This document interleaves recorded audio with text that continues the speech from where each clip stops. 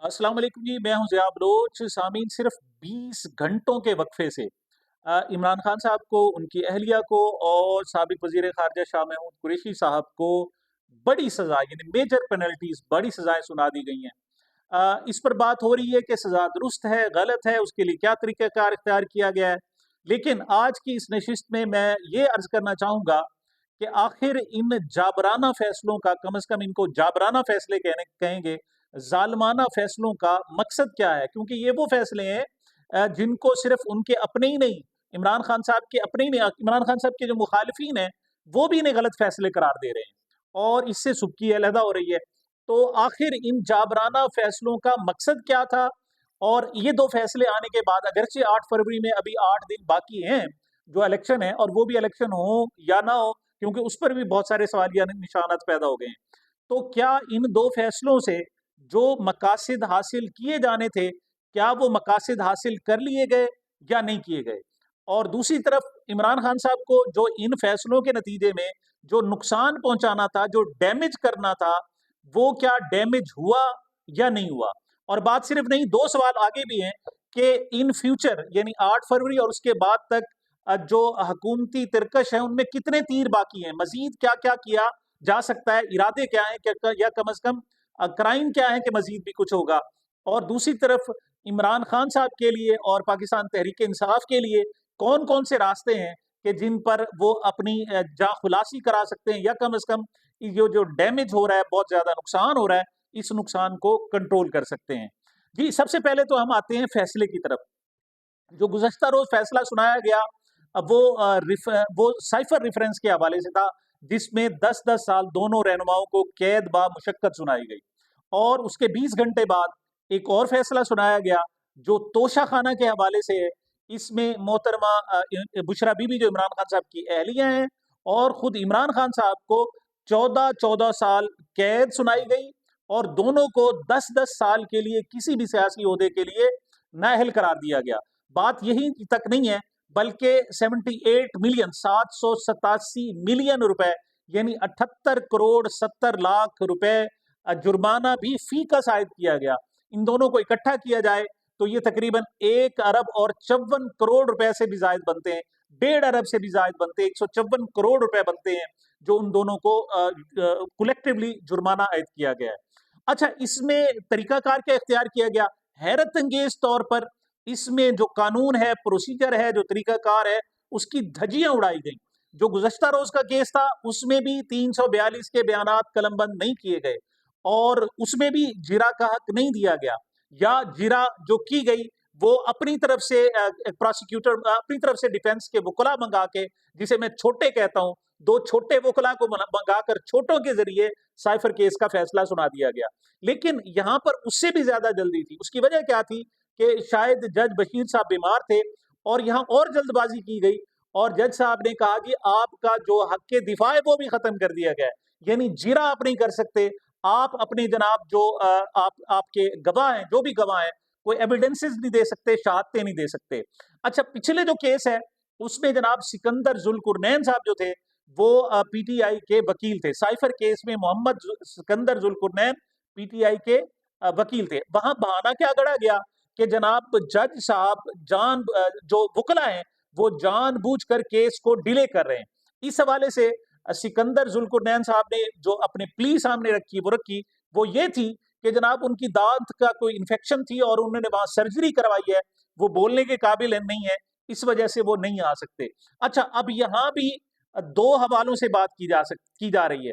जो cipher case था, कि क्या इमरान खान के वकील सिकंदर ज़ुल्कुरनैन ने ये जो अपनी दाँत की सर्जरी का मुहाना बनाया या वजह बताई, क्या ये जेन्युइन थी या नहीं थी? अच्छा, अगर जेन्युइन थी, तो उसकी क्या सर्कमस्टांसेस हैं कि क्या उनकी गैर मौजूदगी में क्या जिरा करनी चाहिए थी या नहीं करनी चाहिए थी? लेकिन इस हवाले से भी एक और नुक्ता नज़र सामने आ रहा है, और वो ये है कि चूँकि जिरा में साबिक army chief general Qamar Javed Bajwa साहब को बुलाना था, इस वजह से इस सर्जरी का एक बहाना बनाया गया और शायद सिकंदर मोहम्मद ज़ुल्कुरनैन साहब को, जो वकील हैं पीटीआई के, उनको फ़ोर्स किया गया, उन पर प्रेशर डाला गया कि वो सर्जरी के बहाने लाहौर चले जाएँ इस्लामाबाद ना आए, और इसी दौरान जज साहब को फोर्स किया गया, कहा गया, जोर जबरदस्ती की गई, और एक जाबराना फैसला जो है वो लिया गया। क्यों? जो स्टाइल है वो यही था कि जज साहब बैठकर मामलात आसानी से सुन रहे थे, लेकिन एक मरतबा किसी शख्स ने आकर उनको कहा कि जी आप बाहर आएं, और वो बाहर गए, और कुछ उनकी मसरूफियत रही, और आधे घंटे बाद, तकरीबन 30 मिनट बाद जब वापस आए, तो उन्होंने वो सैफर केस का फैसला सुना दिया। अच्छा, यहाँ पर देखा जाए तो यहाँ जज मोहम्मद बशीर साहब की हालत उससे भी ज्यादा खराब है। सूरत हाल ये थी कि वो अलील थे, और वाकई जेनवन अलील थे। जब पहली मरतबा उनके उन्होंने दरखास्त दी, छुट्टी की, तो उस वक्त फिर ये जो होती है साजिशी थ्योरी कि शायद उन्हें हुक्म दिया गया है कि वो छुट्टी ले लें या कुछ और, लेकिन बाद के हालात से मालूम हुआ कि नहीं, जज मोहम्मद बशीर साहब वाकई बीमार थे। एक तो वाकई बीमार थे क्योंकि आखिरी दिन भी जब फैसला सुनाने से एक दिन पहले, यानी गुज़श्ता रोज, वो 6 मरतबा बीमार हुए। मतलब 6 मरतबा उनकी बाकायदा तबीयत खराब हुई, और इस दौरान उन्हें जेल के अस्पताल में भी बाकायदा ले जाया गया। इससे पहले भी वो वाकई बीमार थे, और एक तो बीमारी की बुनियाद पर वो केस नहीं सुनना चाहते थे। वो कहते हैं जी 5 साबिक वज़रा आज़म की चूंकि वो कुर्बानी दे चुके, उनको ज़िबा कर चुके थे, उनकी सियासी कुर्बानी दे चुके थे, लिहाजा वो नहीं चाहते थे कि वो अपनी रिटायरमेंट से कबल, जो कि 14 मार्च को ड्यू है, उससे पहले पहले एक और ज्यादती कर जाएं, और एक मकबूल वजीर आजम के साथ कर जाएं। अच्छा, जो साबिक वज़रा आजम है, उन पर बाकी केसेस मौजूद थे, उन पर करप्शन के केसेस थे, उनकी जो ट्रायल हुआ उनके, वो तकरीबन जैनवन था, उसमें कोई ऐसी कोई बड़ी बात नहीं थी। लेकिन यहाँ पर नजर आ रहा था कि इमरान खान साहब पर भोंडे और घटिया किस्म के इल्जाम लगाए जा रहे हैं। मिसाल के तौर पर यही जो इल्जाम है कि जनाब इमरान खान साहब ने अपना असर रसूख इस्तेमाल किया, और जो तोहफे मिले थे उनकी वैल्यू डी वैल्यू किया, उनको उनकी वैल्यू कम लगवाई गई। तो ये कोई भी शख्स सुनने के लिए और उसको मानने के लिए तैयार नहीं है। तो यही वजह थी कि शायद जज बशीर साहब भी नहीं चाहते थे कि उनकी रिटायरमेंट से पहले इस किस्म का सफाकाना, जालमाना और जाबराना फैसला हो। लेकिन बहरहाल मजबूर थे, उनकी छुट्टियां जनाब मंजूर नहीं की गई, और उन्हें अपनी दरखास्त वापस लेनी पड़ी, और फिर फौरन ही आकर उन्होंने 2 दिन में, 3 दिन में जनाब ये फैसला सुना दिया। अच्छा, एक बात और की जाती है कि जनाब ये तो रेफरेंस है, जनाब पहले चल रहे थे, ये पहले हरगिज नहीं चल रहे थे। आप जरा कंपेयर करें शहबाज शरीफ साहब पर। शहबाज शरीफ साहब पर जो मनी लॉन्ड्रिंग के केस था, 3 साल हो गए थे, और उन पर अभी तक फर्द जुर्म आयद नहीं हो सकी थी। ये मोहतरम नवाज शरीफ साहब और मरियम नवाज साहिबा अपने जलसों में कहते हैं जी, हमने 70 पेशियां भुगती। 70 पेशियों का मकसद ये होता है कि उनको फेयर ट्रायल के पूरे मौके दिए गए। यहाँ तो ऐसा हुआ ही नहीं है। ये जो जो आज का फैसला है, यानी तोशा खाना नैब का फैसला, जिसमें जनाब 14 साल सजा, 10 साल की नाअहली, 787 मिलियन रुपए की जनाब जुर्माना आयद किया गया, ये सिर्फ 41 दिनों में ये फैसला सुनाया गया है। मतलब ऐसा नहीं है कि 4 साल से चल रहा था, 2 साल से चल रहा था। उसके मुकाबले में जो 8 साल के, यानी आसिफ जरदारी साहब पर ये तोशा खाना केस जो चल रहा है, उसके यही नैब है और यही जनाब जज साहब हैं। लेकिन उसकी जो तारीख दी गई है वो महीनों की दी जाती है, लेकिन ये सिर्फ 41 दिन में, 19 दिसंबर 2023 को ये रेफरेंस दायर हुआ, इसका आगाज हुआ, और 31 जनवरी 2024 को, यानी सिर्फ 41 दिनों में, यानी 1.5 महीना भी पूरा, 1.5 महीना भी 45 दिनों का होता है, सिर्फ 41 दिनों में ये फैसला सुना दिया गया। और आखिरी जो दिन घंटे थे वो तो इंतहाई अफसोसनाक थे। साइफर केस में शाह महमूद कुरैशी साहब को सुना ही नहीं गया। जब जनाब फैसला उन्होंने सुना दिया, तो शाह महमूद कुरैशी साहब ने कहा, हुजूर आपने फैसला सुनाने से पहले मुझ पर जनाब 342 के बयान सुनने थे, आपने सुने ही नहीं। और जनाब उसके बाद वो कहते हैं जज साहब ने बगैर सुने, और जनाब बकौल इमरान खान साहब दौड़ लगा दी। और जब वो दौड़ कर जा रहे थे, तो इमरान खान साहब का कहना था कि जज साहब फैसला सुनाने के बाद इतना तेजी से दौड़ कर जा रहे हैं कि अगर ये मैराथन इसमें हिस्सा लें तो शायद मैराथन भी जीत सकते हैं। ये जज अबू अल हसनात मोहम्मद जुल्कुरनैन साहब के हवाले से इमरान खान साहब के रिमार्क्स थे।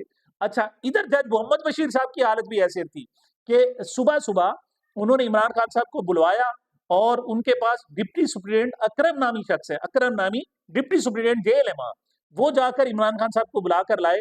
और इमरान खान साहब ने उनसे पूछा कि किस लिए बुला, उन्होंने कहा आए आपकी हाजिरी लगवानी। तो इमरान खान साहब जब अदालत में आए, तो जज साहब ने आगे उनसे सवाल किया, जी 342 का बयान कहाँ है? तो उनका कहना ये था कि मुझे तो हाजिरी के लिए बुलाया गया है, हाजिरी मैं लगा देता हूँ। उन्होंने कहा नहीं, 342 का बयान लेकर आए। उन्होंने कहा नहीं, मेरे वकला आने वाले, उनको मैं दिखाकर फिर आपके हवाले करूँगा। मतलब आज ही हवाले कर दिया जाएगा। लेकिन जज साहब को चूँकि बहुत ज़्यादा जल्दी थी, उन्होंने कहा नहीं, और एक मर्तबा जनाब इमरान खान साहब अपने सेल में चले गए। उन्होंने फ़ॉर्मेलिटी पूरी करने के लिए तरीकाकार जो होता है कि उन्होंने कहा जी आप आवाज़ लगाएँ खड़े होकर दरवाज़े पर, फलाँ मुल्ज़िम मोहम्मद इमरान खान नियाज़ी हाज़िर हों, अगर वो आता है ठीक है, नहीं आता तो जनाब, मतलब आप जेल के अंदर बैठे हुए हैं, जहाँ किसी को एक्सेस नहीं है, वो आम अवामी अदालत थोड़ी थी जहाँ मुल्ज़िम बाहर मौजूद था, उसको जेल में के सेल में रखा हुआ है आपने, वहाँ किसी परिंदा भी पर नहीं मार सकता, और वहाँ अजीब-सा ढकोसला हो रहा है कि दरवाजे पर खड़ा होकर अर्दिल इजराब ऐलान कर रहा है कि मोहम्मद इमरान खान नियाज़ी हाज़िर हों, और वो चूँकि हाज़िर नहीं हुआ, लिहाज़ा उसके फ़ौरन बाद सज़ा सुना दी गई। दूसरी तरफ बुशरा बीबी, वो रास्ते में थी, अब उनका भी इंतज़ार नहीं किया गया। क्या ज़रूरी था कि इसको 9:30-10 बजे ही सुनाना था? 3:30 बजे तक अदालत का टाइम है, आप सुनाया जा सकता था, लेकिन नहीं। मतलब इस किस्म के फ्लॉज़ इतने हैं कि मैं गिनवाने बैठूँ तो आपको बहुत सारा टाइम लगे। लेकिन मैं अपने पॉइंट पर आता हूँ कि इससे जो ताकतवर हलके हैं, जो इस वक़्त मुसल्लत हैं कौम पर और इस वक़्त इक़्तिदार पर हकीकी तौर पर कब्ज़ा किए हुए हैं, उनके मकासद क्या थे?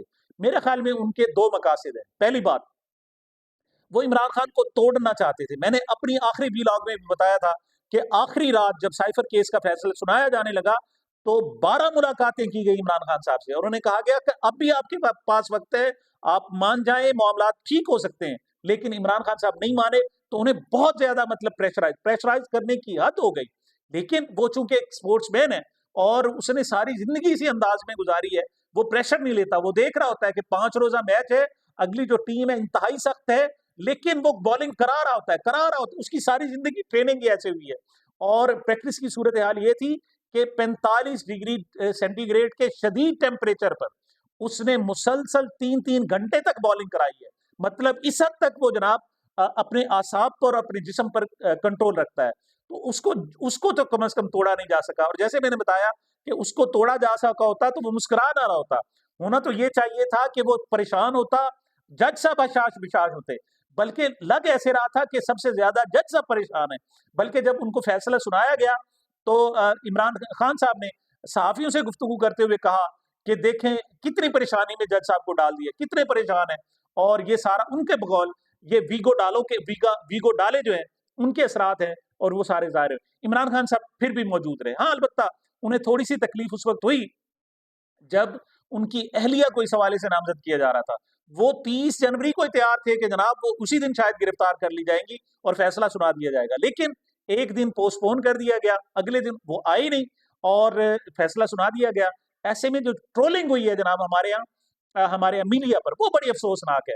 एक बुशरा बीवी भाग गईं, ये हुआ, मतलब इस किस्म की गुफ्तगू, और फिर पता चला कि वो बनी गाला में अपने घर से अडयाला जेल सारा सामान पैक करके आई थी। उन्होंने कहा जी मुझे रास्ते में पता चला कि मुझे सज़ा सुना दी गई है और मैं अपनी गिरफ्तारी देने के लिए आई हूँ। मैं कहता हूँ कि वो लोग जो ट्रोलिंग कर रहे थे, जो इस किस्म की मेरे ख़्याल में उसे कम से कम लफ्ज़ में भी कहा जाए तो बकवास कर रहे थे, उनको कम से कम शर्म से कम लाज़मी डूब बनना चाहिए था। तो खान पर तो इसका असर नहीं हुआ। अब सरकार क्या असर हासिल करना चाहती है? 2 काम वो हासिल करना चाहती है। नंबर 1 तो एक तो ये कि वो खान को तोड़ना, और दूसरा लोगों की उम्मीदें खत्म करना चाहती थी। लोगों की उम्मीदें खत्म करने के हवाले से 3 बड़े टारगेट्स हैं। नंबर 1 तो जो कैंडिडेट्स हैं, 750 800 कैंडिडेट्स हैं इस वक़्त पीटीआई के, जो इस वक़्त मैदान में मौजूद हैं, उनका ख़्याल ये है कि इमरान खान साहब नाअहल होंगे तो उनको कायल करना, उनको डराना और उनको धमकाना ज़्यादा आसान हो जाएगा, और ज़्यादा बेहतर अंदाज़ में हम उनसे रिज़ल्ट ले सकेंगे। उनको बावर कराया जाएगा कि ये तो कम से कम कई सालों तक इमरान खान जेल से बाहर आने वाला नहीं है, लिहाज़ा आप फौरी तौर पर अपने वोट को, अपनी नशिस्त को ज़ाय ना करें और अपने मफादात लें। उन्हें ऑफ़र भी किया जाएगा, बड़े-बड़े, लंबे-लंबे चौड़े जनाब उनको तरक्याती काम ऑफ़र किए जाएँगे, उनके अखराजात और दीगर बहुत कुछ जनाब ऑफ़र्स की जाएँगी, और तवक्को ये है कि उनको उस वक़्त तोड़ लिया जाएगा।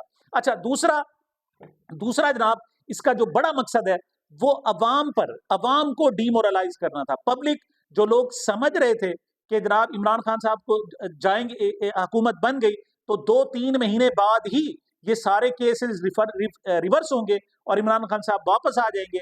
उनको बावर कराना भी मकसूद है कि इमरान खान साहब 2-3 महीने के लिए नहीं, बल्कि 2-4 साल के लिए चले गए और अब आप वोट ना दें, पहले तो जाकर वोट देकर ज़ाय ना करें।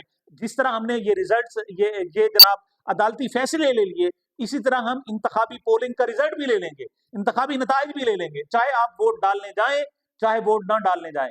इस तरह से उनको डीमोरलाइज़ करना मकसद था। लेकिन मेरा ख़्याल इससे ज़रा मुख्तलिफ, मेरा ख़्याल ये है कि शायद पहले वो किसी हद तक पब्लिक ज़्यादा इंटरेस्ट ना रखती। वो कहते हैं कि हमने लोगों ने वोट डालने हैं, इमरान खान साहब के नुमाइंदों ने बनना है और इमरान खान साहब की सारी मुश्किलात हल हो जाएँगी।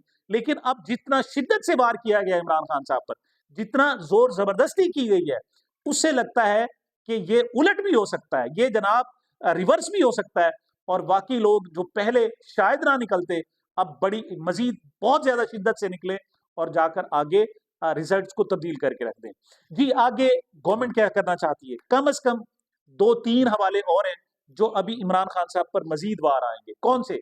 एक तो 9 मई जो शायद इलेक्शन के बाद हो, लेकिन उससे पहले एक कैबिनेट कमेटी का आपको याद है कि उन्होंने बनाई थी और ये बनाई थी जनाब उन्होंने 3 हफ्ते उनको टाइम दिया था और दिसंबर के एंड में बनाई थी।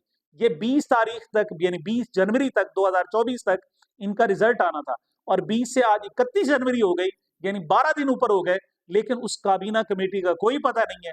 वो ताश का पत्ता है, वो शायद जो अभी तक सँभाल कर बैठे हुए हैं और अगर ज़रूरत पड़ती है, तो काबीना कमेटी की रिपोर्ट आएगी, वफाकी काबीना का इजलास होगा और इमरान खान साहब की जमात को दहशतगर्द जमात डिक्लेयर करके उसको कालादम भी किया जा सकता है। तो इसके भी इम्कान है और आखिरी बात कि ये भी मुमकिन है कि अब 2 तरह से इलेक्शन खत्म करने के हवाले से, इलेक्शन ना कराने के हवाले से 2 मंसूबे ज़ेरे गौर हैं। मैं थोड़ा-सा आपको हिंट्स बता देता हूँ, इस हवाले से मैं इंशाअल्लाह अलहदा भी व्लॉग करूँगा। एक तो ये है कि बहाना बनाकर कि जी हमारे पास जो प्रिंटिंग मटेरियल है वो अभी तक छप नहीं सका, लिहाज़ा वो मखसूस हलके जहाँ इमरान खान साहब और पीटीआई की जीत यकीनी है और जिनके बारे में है कि वो जीत कर किसी सूरत भी इमरान खान का साथ नहीं छोड़ेंगे, वहाँ इलेक्शन ही डिले करा दिया जाए, वहाँ इलेक्शन कराई ही ना जाए। और दूसरी कि अगर फिर भी जो सर्वेज़ आ रहे हैं, जो जनाब अंदर पल्स बताने वाले लोग बता रहे हैं कि फिर भी इसका उलट रिवर्स मामला हुआ है, तो शायद फिर ये इलेक्शन हो ही ना। आखिरी बात मैं आज का व्लॉग थोड़ा-सा लंबा हो गया, आखिरी बात मैं अर्ज़ करना चाहूँगा, इमरान खान साहब के पास, पीटीआई के पास 3 इस किस्म के हल हैं। नंबर 1 वो जाकर हाई कोर्ट में जाना है और हाई कोर्ट भी कौन-सी है? इस्लामाबाद हाई कोर्ट है।